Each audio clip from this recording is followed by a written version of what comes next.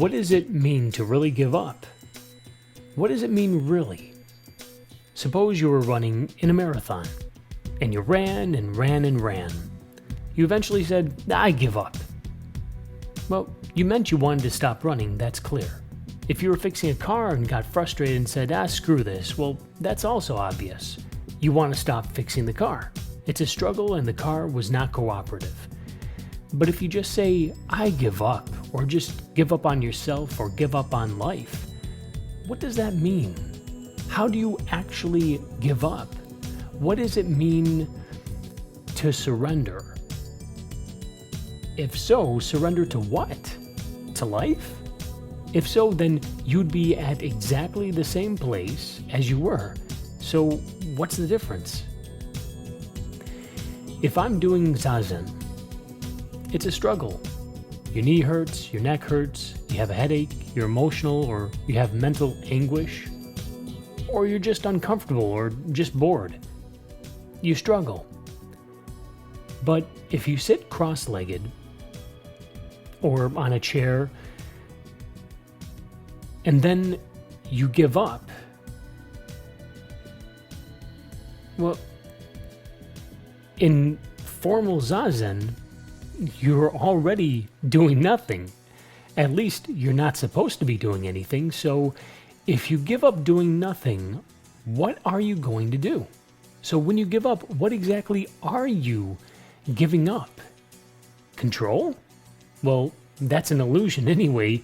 You were never in control anyway. When you really give up, it means you're not trying.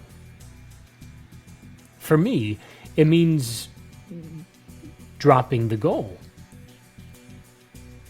However, you are still here. So what do you do from this point? When you really give up and you feel something, do you resist? If you resist, you did not give up. If you respond, you did not give up. So, what do you do?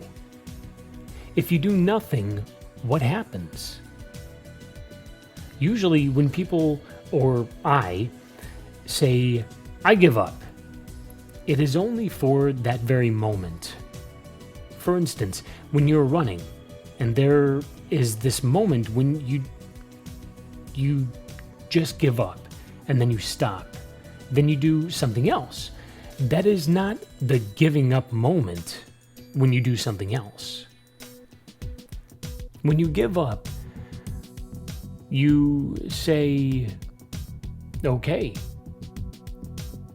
It's like when the leg hurts and the neck hurts, really, you can't do the following: react, resist, or do something else. So it means you just accept. It's like, oh, okay, since you just gave up, if you give up on yourself, for example, for me, when I give up on myself, well, my body is still here. Everything around me is still here. My name is still there. My history is still there. My future, well, who knows? I'm still here. Even though I said I was done, that I'm out of here, I'm still here. My body wants to breathe, wants to eat, wants to fuck, and it wants to live and to survive, regardless of whether my mind, myself, wants to get out, to quit. It doesn't matter. The body doesn't care. The mind has no say. The body wants to go ahead and live on. So, who is in control? Who owns what? Does your body really belong to you? Who does the body belong to? Does the body even have an owner? Or is it that the body is actually part of the life. Are you a guest in that body?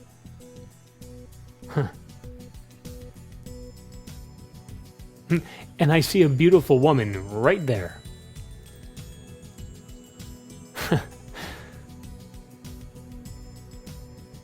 You know, more often than not, when someone says, I give up, something happens, then that person would say, oh no, not that part, I care about that part, I'm keeping that part. It's these other parts that I do not want that I'm giving up. You know? It's the normal thing to do. For example, if you have kids, you know this one. The kid would say that he's not hungry, that he gives up on eating. And then you would respond, oh really? We were going to have ice cream for dessert. As a result, the kid would suddenly become hungry and want to eat. It's always contingent on what you want to do. So, if you do not see anything you want, anything that is not worth it, then it's disposable. Do what you need to do. It's very obvious, isn't it? Often, when someone sits down, exclaims that they do not know what to do, or what to do with their lives. Their bedroom needs to be cleaned. Their car is a stinky mess. Their clothes need to be laundered. Their teeth need to be brushed. They need to take a shower or shave. Perhaps the closet is filled with junk. And imagine what's in the dresser. Paperwork. Tons of them. Often that happens.